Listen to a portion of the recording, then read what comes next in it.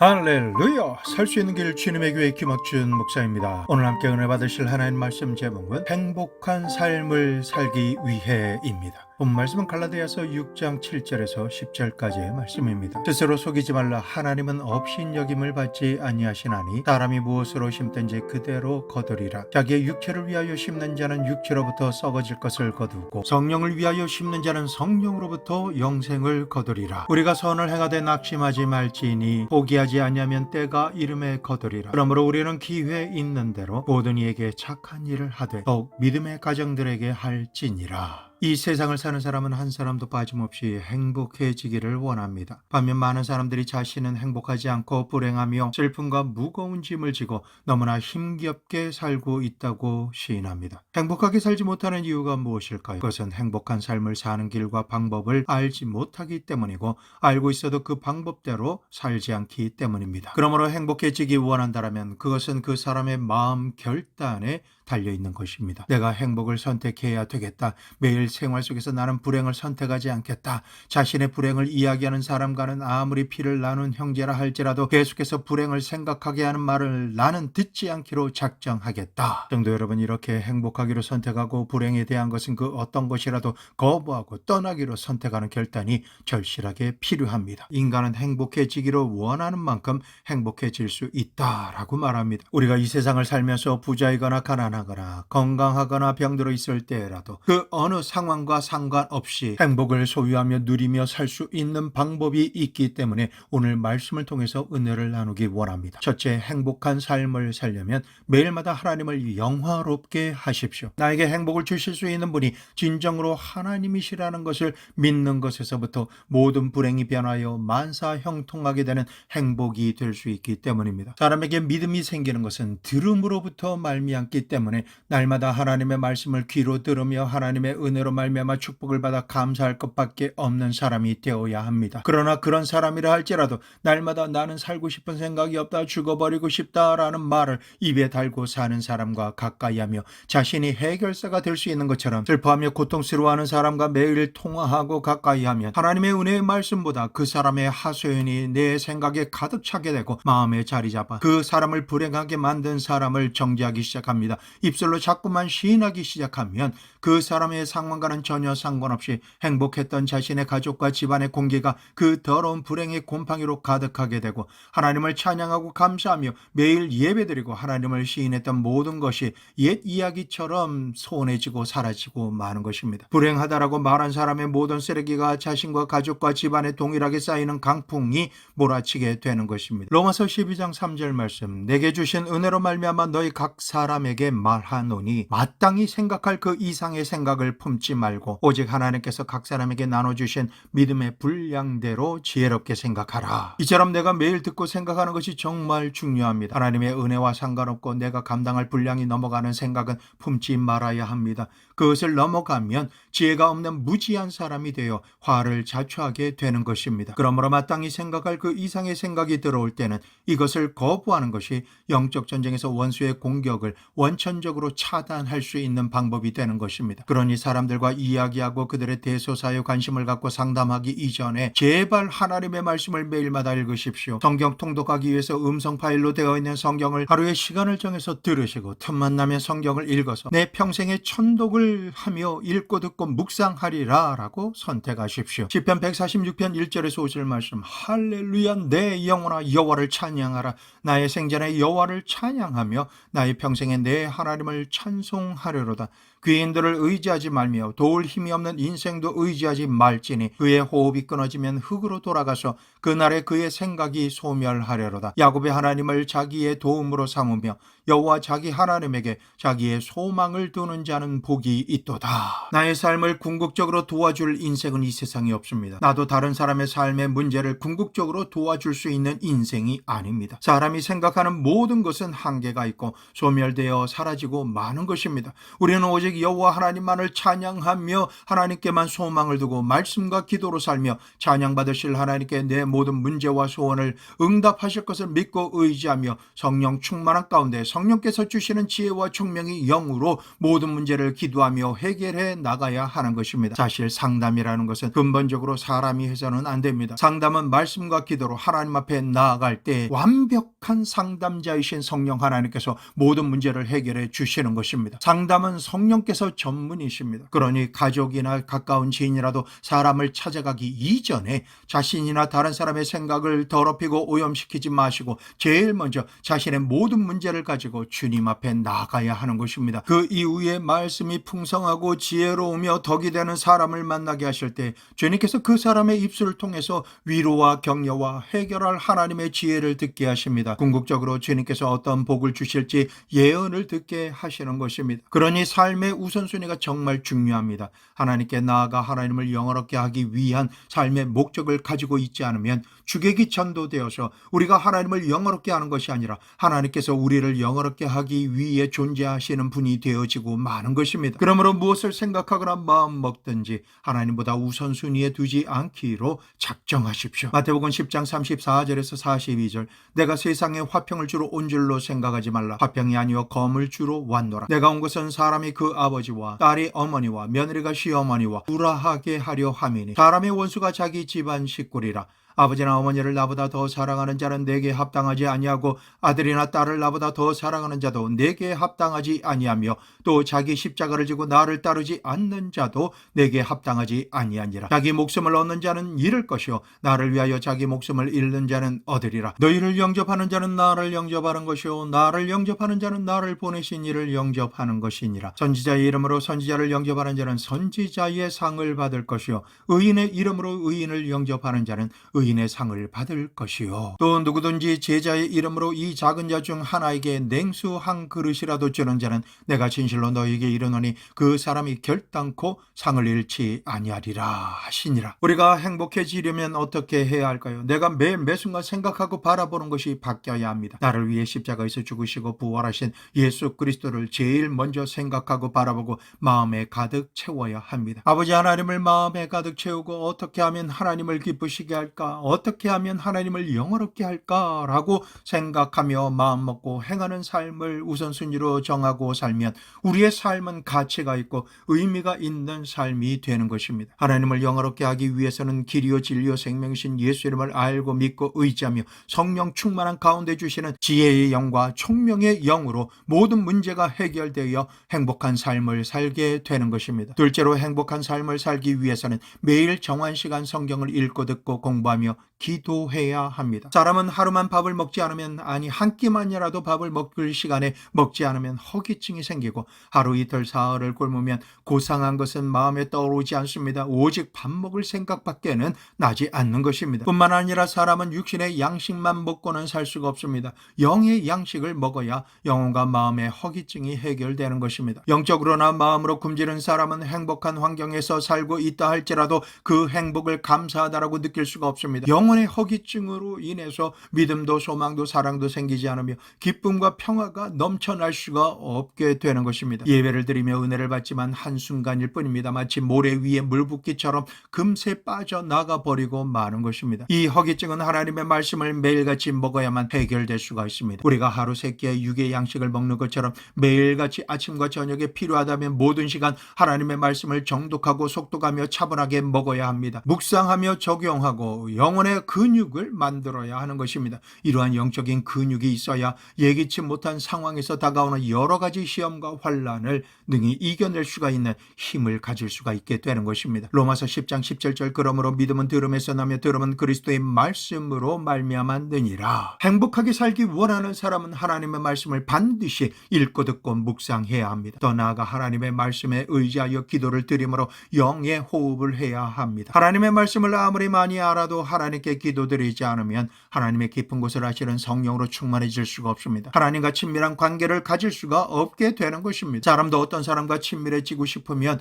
그 사람과 자주 만나서 마음속에 있는 내용을 대화로 많이 나누어야만 합니다. 이처럼 하나님과 친밀한 관계를 가지기 원하면 우리가 숨을 쉬듯이 끊임없이 하나님의 뜻을 알기 원하며 말씀을 듣고 내가 생각하는 모든 생각과 마음을 하나님께 기도로 올려드려야 하는 것입니다. 이제부터는 아침에 일어나서와 그 어떤 것을 행하기 전에 그리고 모든 일과를 마치고 잠들기 전에 1시간 이상씩 기도를 드리십시오. 그 어떤 것보다 하나님과의 만남을 소중히 여기며 하나님을 제일 우선으로 섬기면 하나님께서는 우리의 영혼과 마음의 성령으로 충만하게 하십니다. 충만하게 임하시고 동행하시는 성령님께서는 우리가 행할 길을 인도해 주시고 만나게 하시며 그 어떤 일도 능히 감당하고 성취할 수 있는 능력으로 충만하게 하시는 것입니다. 이와 같은 일들은 하나님을 사랑하는 사람만이 선택하고 행할 수 있습니다. 그리고 하나님을 사랑하는 자에게는 로마서 8장 28절 말씀, 우리가 알거니와 하나님을 사랑하는 자 곧 그 뜻대로 부르심을 입은 자들에게는 모든 것이 합력하여 선을 이루느니라. 하나님을 사랑하는 자는 하나님의 뜻을 이룰 수 있습니다. 심지어 이 일이 하나님의 뜻과 관계가 있을까 하던 일과 만남조차도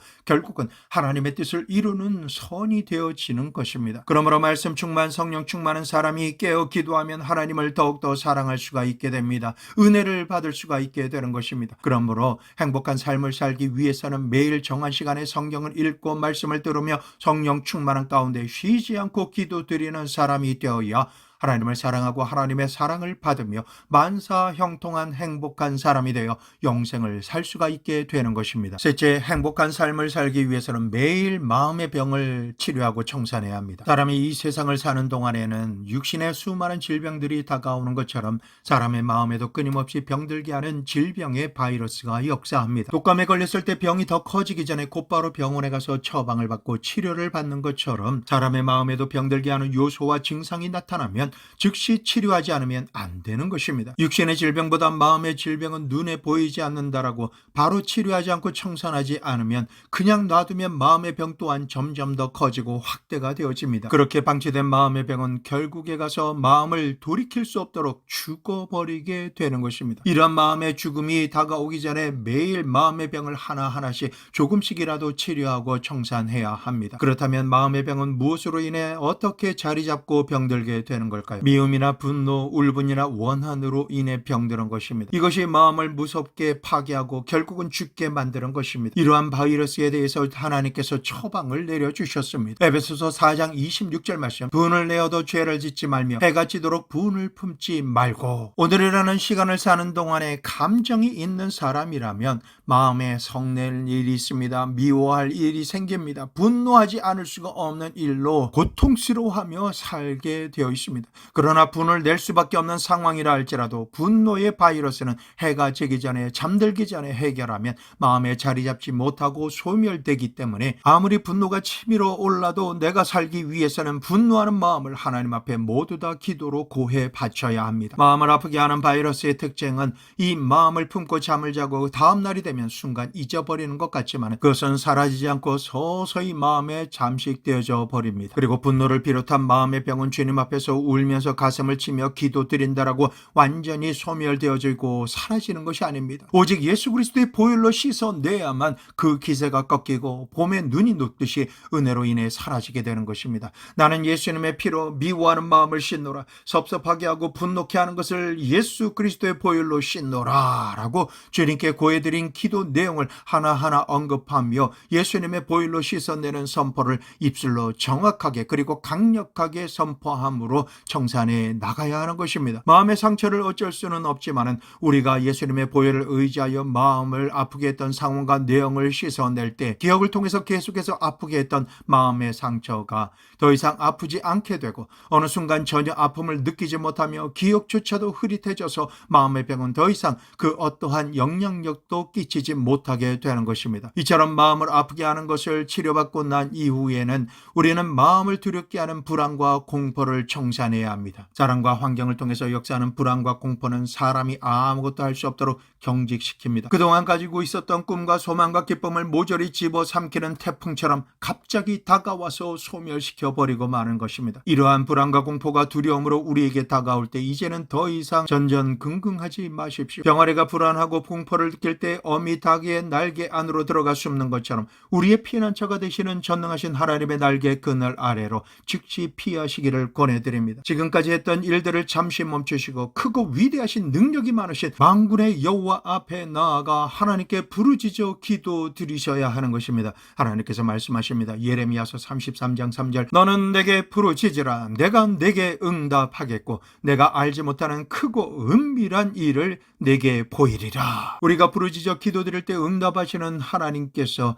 두렵고 떨리게 만드는 모든 불안과 공포의 요소를 완전히 벗어나고 오히려 화가 복이 되게 하시는 그거 은밀한 하나님의 뜻과 계획을 우리가 알게 하십니다. 그리고 넉넉히 모든 상황을 이기게 하시는 찬양받으시기에 합당하신 하나님을 만나게 하시고 체험하게 하시는 것입니다. 컵에 물을 부으면 공기가 밀려나가듯이 자기 하나님을 알면 알수록 죽음보다 강하신 나를 향하신 예수님의 사랑을 알고 묵상하면 할수록 우리는 사망의 골짜기라 할지라도 주님의 지팡이와 막대기가 나를 지키시고 원수의 목전에서 상을 베푸시는 하나님을 만나게 하십니다. 다음으로는 부정적인 마음과 좌절감을 치료하고 청산해야 합니다. 예수님을 믿고 물 위를 걸은 베드로가 환경을 바라봄으로 부정적인 생각을 하는 순간 물에 빠져 들어간 것처럼 우리가 하나님을 믿는다라고는 하지만은 부정적일 수밖에 없는 눈에 보이고 귀에 들리며 손에 만져지는 부정적인 환경을 직시하게 되면 베드로처럼 절망과 좌절의 바다에 빠져버리고 말게 됩니다. 우리의 마음은 심는 대로 역사합니다. 어두운 면을 보려고 하면 모든 것이 어두워져 보입니다. 구름 한 점 없는 정오의 햇빛이 내 머리 위에 강렬하게 비칠지라도 그늘을 찾고자 하면 나무 밑에도 그늘이 있고 빌딩 옆에도 그늘이 있습니다. 이처럼 그늘진 곳을 찾아가려면 얼마든지 찾아갈 수가 있는 것입니다. 반면 밝고 긍정적인 빛을 찾고자 하면 지하실이라 할지라도 전등을 켜서 밝게 하며 살 수가 있게 되는 것입니다. 얼마든지 빛을 찾을 수가 있는 것입니다. 이처럼 밝은 빛을 보는 것과 어두운 그늘을 찾아가는 것, 이 두 가지 다 사람이 마음먹기에 따라 얼마든지 달라질 수가 있는 것입니다. 행복이라는 것도 마찬가지입니다. 상황이나 처지가 어떠하다 하더라도 근본적으로 내가 어떻게 마음을 먹고 바라보느냐에 따라 그 선택하고 결정하는 대로 모든 상황은 바뀌게 되는 것입니다. 이 세상을 살면서 슬픈 것만 찾아서 집중적으로 바라보고 묵상하면 그 사람의 마음은 얼마든지 비참해질 수가 있습니다. 부정적이고 파괴적이 될 수가 있는 것입니다. 반면 어떤 환경 가운데 살고 있더라도 하나님의 은혜와 사랑에 감사드리며 예수님께서 나를 위해 대속해 주신 십자가를 바라보면서 감사드리며 살면 우리의 마음은 사망의 그늘에서 부활의 빛으로 옮겨지게 되는 것입니다. 행복과 불행,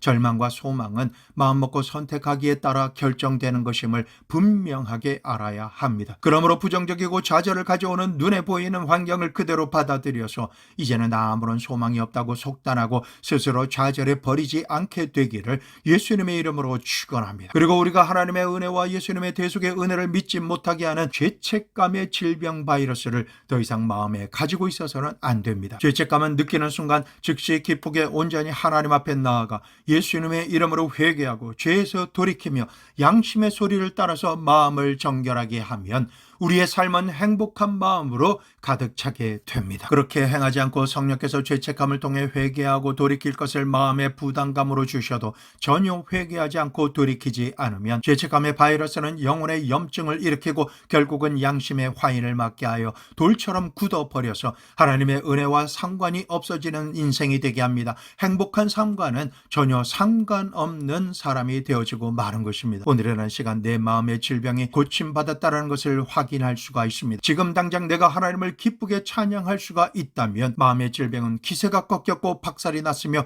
보혈로 씻겨져 사라져 버린 것입니다. 이 사실을 믿으시고 하나님을 찬양하며 행복한 삶의 주인공이 되시기를 예수 그리스도의 이름으로 축원합니다. 넷째, 행복한 삶을 살기 위해서는 가족들과 더욱 친해지도록 노력해야 합니다. 오늘날은 이전보다 더욱더 바쁘게 살 수밖에 없기 때문에 각자 자기가 해야 할 일에 정신이 팔려서 가족들과 친해질 여지가 없이 살아갑니다. 부부간에도 친해질 여가가 없고 부모와 자식 간에도 친해질 시간이 없어서 대화가 막혀버릴 때가 많습니다. 이것이 가장 큰 불행의 요소 중에 하나인 것입니다. 우리가 힘쓰고 있어서 일하며 돈을 버는 목적이 모두가 행복한 아름다운 가정을 이루기 위함이 아닙니까? 이러한 우선순위가 바뀌게 되면 돈 벌기 위해서 가족을 희생하는 비참하고 불행한 가정이 되어버리는 것입니다. 그러므로 우리는 있는 힘을 다해서 어찌하든 시간을 내어서 부부간의 대화하는 창구를 열어놓아야 합니다. 부모와 자식 간의 대화의 창구를 열어놓고 조금만 시간이 나도 그 시간을 꽉 붙잡아서 가족들과 친해지는 소중한 시간을 가져야만 하는 것입니다. 그렇게 할 때만 가정은 따뜻해지고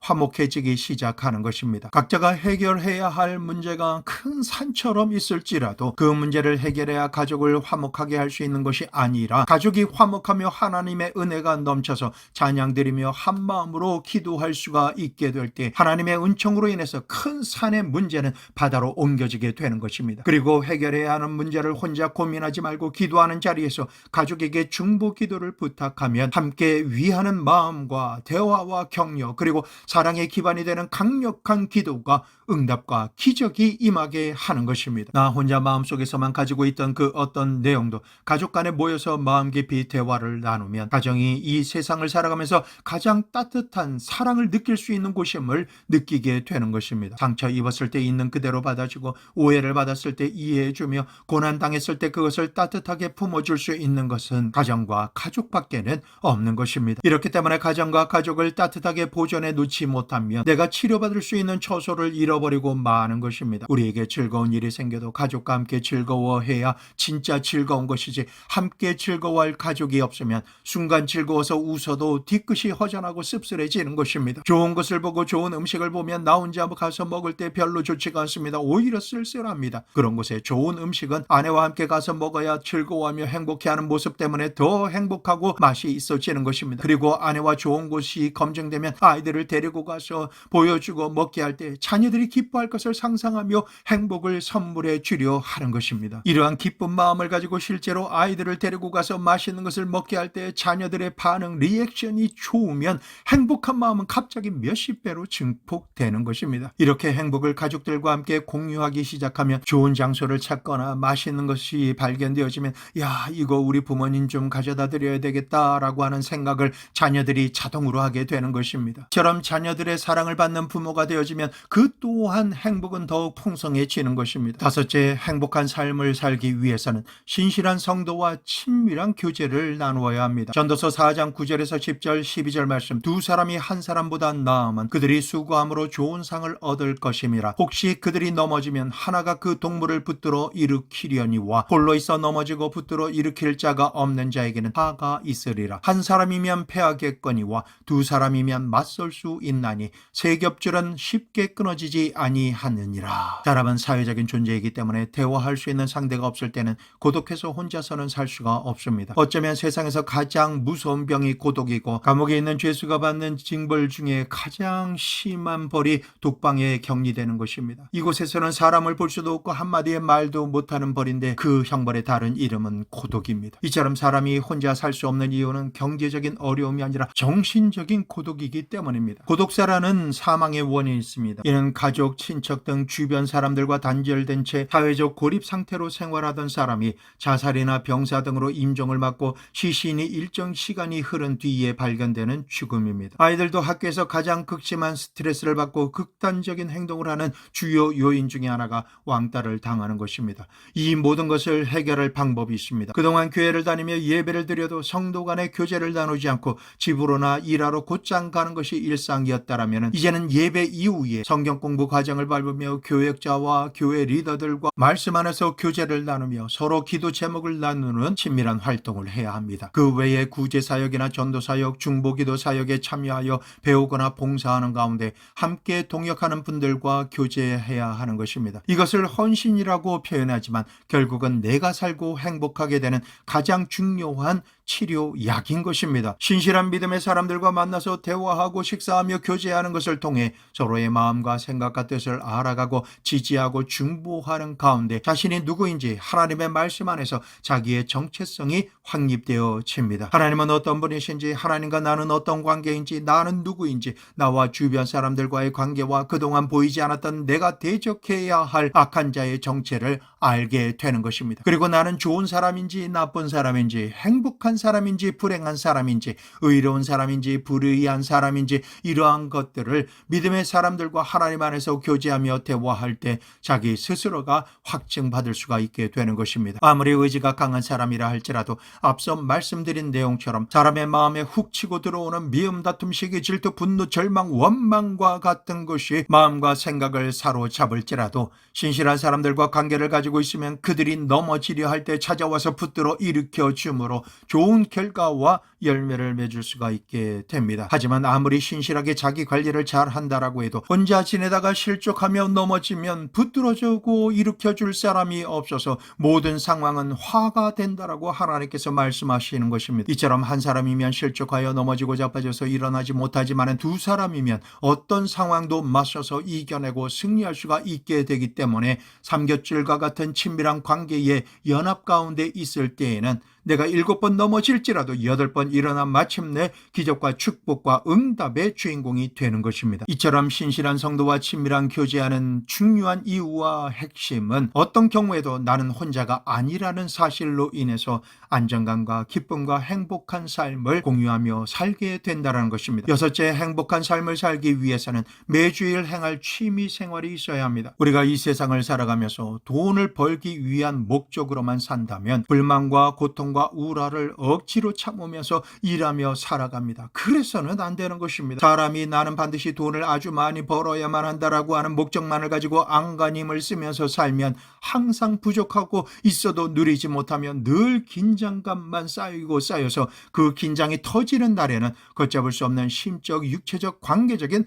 파멸을 가져오게 되는 것입니다. 그러므로 이러한 긴장감이 가져오는 스트레스를 이완시키기 위해서는 반드시 취미 생활이 필요합니다. 몇 가지 권면하자면 햇빛을 받으며 땀이 나도록 등산 스틱 2개를 양손에 들고 평지를 1-2시간 정도 빠르게 걷는 것입니다. 귀에는 성경 통독 음성 파일을 빠른 속도로 듣거나 강력한 찬양을 들으며 작은 소리로 방언 기도로 하는 것입니다. 이것을 스피리추얼 파워 워킹이라고 합니다. 저는 이것을 움직이는 기도의 골방이라고 표현하기도 합니다. 건강에 더 좋은 것은 황토끼를 맨발로 걸으면서 기도하십시오. 출애굽기 35장 2절 말씀, 엿새 동안은 일하고 제7일은 너희에게 성일이니 여호와께 특별한 안식일이라. 우리는 엿새 동안 부지런히 일하고 7일째 거룩한 주일은 안식하고 모든 일로부터 쉬라고 말씀하셨습니다. 사람은 아침부터 저녁까지 밤낮 없이 일만 하도록 만들어지지 않았습니다. 우리에게 안식하는 날이 선포되어졌으며 주일날 하나님을 섬기며 마음 심령을 새롭게 하고 하나님의 은총으로 인해 쉼을 얻고 영혼과 육신에 충전하도록 주님께서 명하신 것입니다. 이 말씀은 그냥 집에서 먹고 자고 쉬는 것이 아니라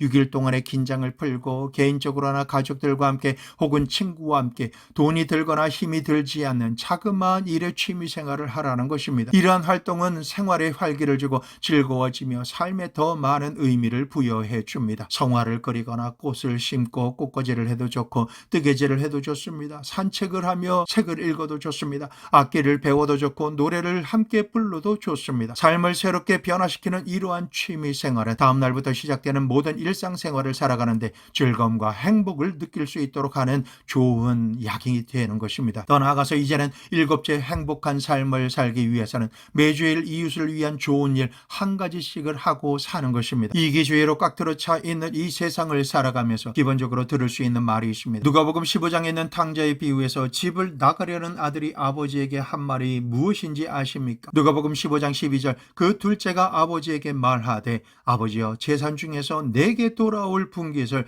내게 주소서 하는지라. 바로 내게 주소서입니다. 나만 생각하는 탕자의 말이었던 것입니다. 그는 결국 누가복음 15장 13절에 그 후 며칠이 안 되어 둘째 아들이 재물을 다 모아가지고 먼 나라에 가 거기서 허랑방탕하여 그 재산을 낭비하더니, 이기주의자는 언제나 자기 스스로의 욕망과 쾌락을 위해 재산을 허랑방탕하게 소진해버리고 마는 것입니다. 허랑방탕한 결과는 어떤 것일까요? 정신적인 기근, 육체적인 기근, 생활 부활의 기근이 다가오게 되는 것입니다. 심지어 둘째 아들의 나중은 유대인들이 접근하기도 꺼려하는 돼지 우리에서 살며 돼지가 먹는 쥐염 열매조차도 겨우 얻어먹는 비참한 존재로 떨어져 버리고 마는 것입니다. 이기적인 사람이 되면 자기만 잘 먹고 잘 입고 잘 살겠다라고 하는데 그 마지막에 가서는 짐승과 같이 짐승 우리에 사는 존재가 되어버리고 마는 것입니다. 이러한 절대 절망의 처지에 처하게 된 탕자는 크게 후회하고 자신의 잘못을 깨닫고 난 이후에 이렇게 기도합니다. 누가복음 15장 18절에서 19절 말씀. 내가 일어나 아버지께 가서 이르기를 아버지 내가 하늘과 아버지께 죄를 지었사오니 지금부터는 아버지의 아들이라 일컬음을 감당하지 못하겠나이다. 나를 품꾼의 하나로 보소서 하리라 하고 이기적이고 허랑방탕했던 탕자가 자아가 깨어진 상태로 아버지께로 돌아오게 된 것입니다. 이처럼 오늘을 살아가는 우리도 이 세상을 살면서 무엇이든지 내게 주소서 내게 주소서라고 기도하기만 하면 내 중심적인 이기주의자로 살아간다면 그러한 남편은 한 가정에서 가장으로서의 자격을 상실합니다. 그러한 아내는 한 가정을 살림하며 그 보금자리를 견고하고 풍성하게 만들 수가 없게 되는 것입니다. 그러한 자녀는 부모를 크게 불행하게 만들고 마는 것입니다. 그러므로 우리는 매주일마다 우리 이웃을 위해 좋은 일을 한 가지씩 하면서 살자라는 것입니다. 남편은 매주일 생각하고 행하기를 이번 주일은 내 아내를 위해 좋은 일을 한 가지씩 하자 생각하고 무엇을 해야 할지 끊임없이 아내를 연구하고 아내를 위해서 가장 좋은 일을 해주는 것입니다. 아내도 남편을 기쁘게 할 수 있는 좋은 일 하나를 해보자 하는 것입니다. 이처럼 부모는 자식에게 자식은 부모에게 좋은 일을 한번 해보고자 하고 실행하면 행복해지는 것입니다. 그리고 한 주일을 살아가면서 한 번이라도 가족 모두가 힘을 합해서 하나님께서 도와줄 감동을 주시는 이웃을 찾아가서 그들의 필요를 채워주는 일을 할 때에 행복해지는 것입니다. 이처럼 나 외에 주변 사람들에게 좋은 것을 나눠주고 좋은 일을 행하는 것은 내 삶의 보람을 창조하는 것입니다. 사람은 남을 도와줄 때 마음이 기뻐집니다. 겸손하게 행하지만 그러한 자신을 보면서 으쓱해지고 삶의 가치를 느낄 수가 있게 되는 것입니다. 이러한 삶의 보람을 창조하기 위해서 나눠주고 나누어 가지며 이웃을 도와주고 이웃에게 좋은 일을 행하는 모두가 되어지시기를 축원합니다. 그러면 어떤 일이 이웃에게 해줄 수 있는 가장 좋은 일이 될까요? 바로 예수 그리스도의 복음을 증거해 주는 것입니다. 마태복음 16장 26절 말씀. 사람이 만일 온 천하를 얻고도 제 목숨을 잃으면 무엇이 유익하리요? 사람이 무엇을 주고 제 목숨과 바꾸겠느냐?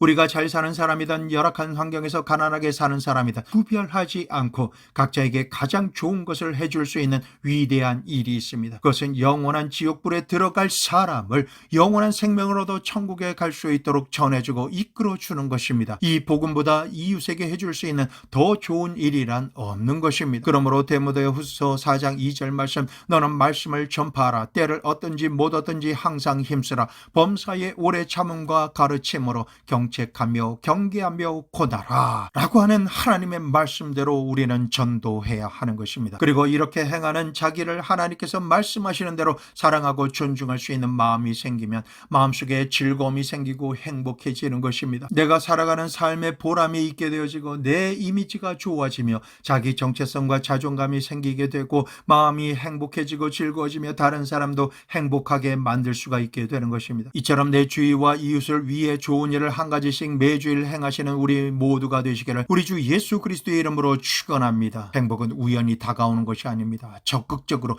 행복의 씨앗을 심어야 행복이 다가오는 것입니다. 이제 행복한 삶을 살기 위해 오늘 말씀드린 7가지 조건을 심으십시오. 그렇게 성령 하나님을 위하여 심으십시오. 성령 하나님으로부터 영생을 거두시게 될 것입니다. 말씀대로 선을 행하시고 낙심하거나 포기하지 않으면 심는 그대로 열매를 거두게 되는 것입니다. 행복한 삶을 살기 위해서는 첫째, 매일마다 하나님을 영원하게 하십시오. 둘째, 매일 정한 시간에 성경을 읽고 듣고 공부하며 기도하십시오. 셋째, 매일 마음의 병을 치료하고 청산하십시오. 넷째, 가족들과 더욱 친해지도록 노력하십시오. 다섯째, 신실한 성도들과 친밀한 교제를 나누십시오. 여섯째, 매주일 행할 취미 생활을 가지십시오. 일곱째, 매주일 이웃을 위한 좋은 일 한 가지씩을 하고 살아야 하는 것입니다. 이와 같은 행복의 조건이 되는 씨앗을 심어 놓으면 믿고 심은 그대로 30배, 60배, 100배로 열매 맺게 됩니다. 추수하고 거둬들이게 되는 것입니다. 행복은 말씀대로 할 것이냐 말 것이냐